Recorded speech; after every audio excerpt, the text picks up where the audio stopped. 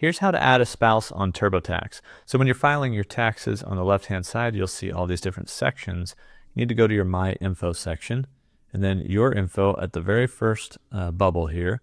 If you've already inserted something or input something here, you're going to need to drop it down and then go to Review Your Info. And so when we click Review, we can kind of continue past any of this that you've already put in. We'll continue, continue, continue. And then it's going to pop open here about your marital status. So if you're adding a spouse, you would be married, so you would select married. And then you would select whether you're filing jointly or separately. And so I'm going to click filing jointly in this case and click continue. And then it's going to prompt you to add your spouse. And so you could add in a name and their last name, of course, as well, date of birth, everything like that, and hit continue. And so we've added in that information.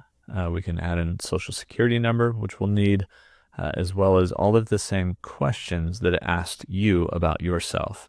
And so you answer any of these and continue on and continue on, and it's going to go to your personal profile again. And now we see your info up here at the top, but then as we scroll down in your household, you'll see your spouse, which then if you need to make edits, you can go review that.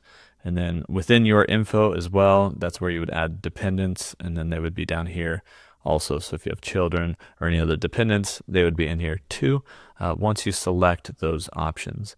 But that's how you can add a spouse on TurboTax.